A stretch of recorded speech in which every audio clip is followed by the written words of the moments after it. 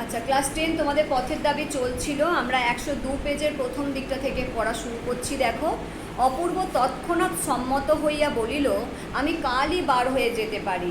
তার মানে অপূর্বকে যখন তার বড় সাহেব বলছে যে ভামর অফিসে গণ্ডগোল হচ্ছে, তুমি চলে যাও, সেখানে গিয়ে যা যা হচ্ছে দেখে এসো, কী কী সমস্যা হচ্ছে সমাধান করে এসো, তখন অপূর্ব বলছে, হ্যাঁ স্যার, আমি কালকেই বেরিয়ে যেতে পারি, আপনি যদি বলেন আমি কালই চলে যেতে পারি।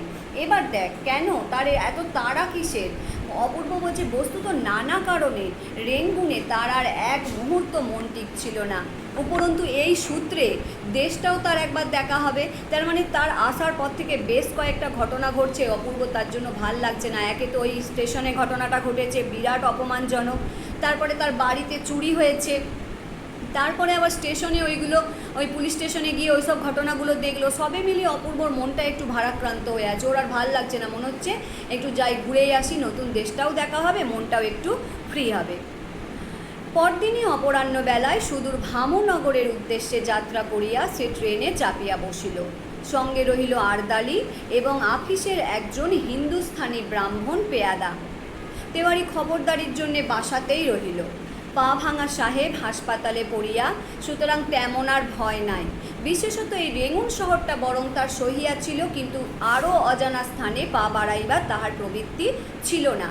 তলোয়ারকার তেওয়ারির পিঠ ঠুকিয়া দিয়া সাহস দিয়া কহিল, তোমার চিন্তা নেই ঠাকুর, কোনো কিছু হলে অফিসে গিয়ে আমাকে সংবাদ দিও। এখানে আমি একটুখানি বলে রাখি, তোরা হয়তো বলতেই পারিস, মিস পা ভাঙা সাহেবকে, সে কেন হাসপাতালে পড়ে আছে?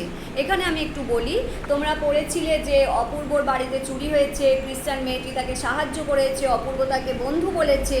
এবার তেওয়ারির কিন্তু বিশ্বাস হয়নি যে ওই খ্রিস্টান মেয়েটি ভালো মেয়ে।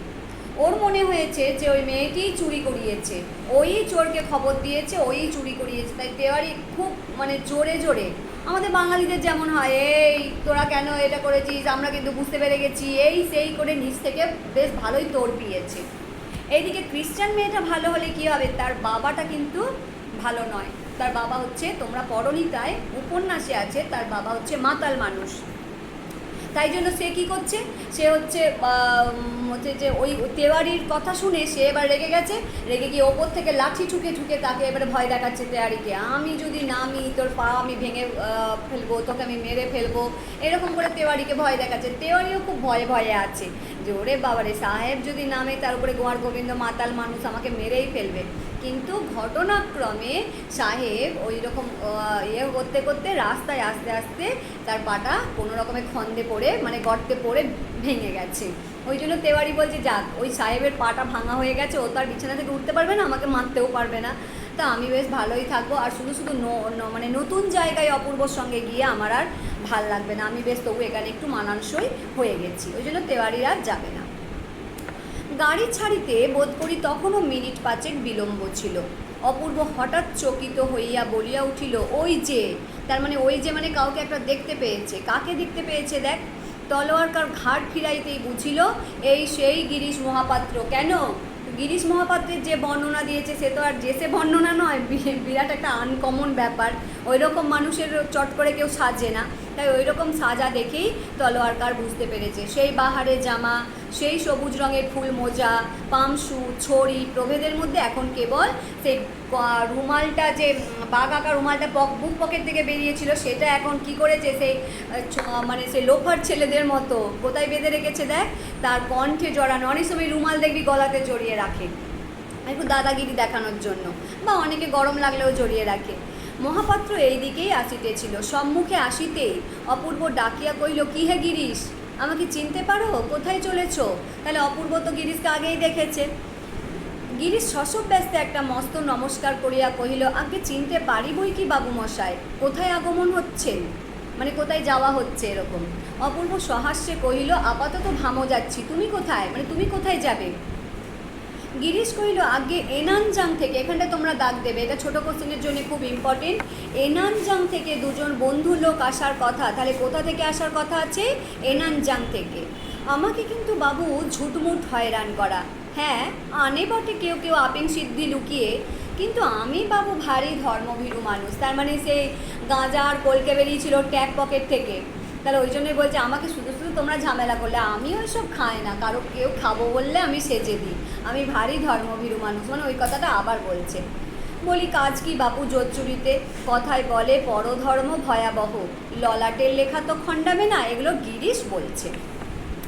তলোয়ার কার তীক্ষ্ণ দৃষ্টিতে তাহাকে দেখিতেছিল, কইল বাবুজি मैंने आपको तो जरूर कहा देखा।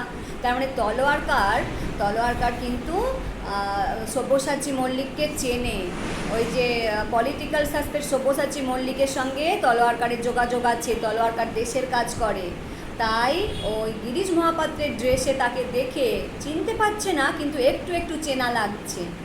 আর তোমরা উপন্যাস পড়ো, নিয়ে উপন্যাসটাতে আমরা দেখবো কি তলোয়ারকার দেশের কাজ করে আর সব্যসাচী মল্লিক তাদের হেড। এবার বলছে গিরিশ কইল আশ্চর্য নেই হ্যাঁ বাবু সাহেব, নগরী বাসতে কেত্তা জায়গায় তো ঘুমতা হ্যাঁ।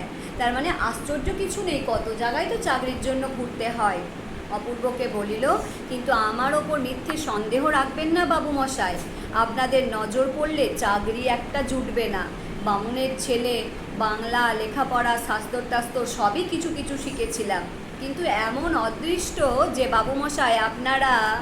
এবার অপূর্ব বলছে আমিও ব্রাহ্মণ।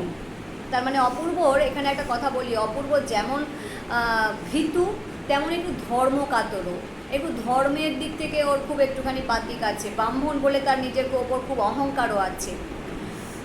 আজ্ঞে তাহলে নমস্কার, এখন তবে আসি বাবু সাহেব, রাম রাম। বলতে বলতে গিরিশ মহাপাত্র একটা উদ্গত কাশির বেগ সামলাইয়া লইয়া ব্যগ্রপদে সম্মুখের দিকে অগ্রসর হইয়া গেল। এই যে কাস্তে কাস্তে ঢুকেছিল, তোরা মনে আছে সেই পুলিশ স্টেশনে কেমন করে কাস্তে কাস্তে ঢুকেছিল, মনে হচ্ছে যেন এক্ষুনি সে দম আটকে মরে যাবে, ওইটাই আবার একটুখানি নাটক করলো। তার মানে কাশিটা যে তার অরিজিনাল একটুখানি বোঝানোর চেষ্টা করলো। ও এখন রোল প্লেতেই আছে, মানে ও এখন গিরিশ হয়েই আছে, তাই জন্য ওকে নাটকটা চালিয়েই যেতে হবে। যাই হোক, আজকে এই পর্যন্তই থাক, পরের দিনকে আমরা পরের শেষটুকু পড়ে নেব।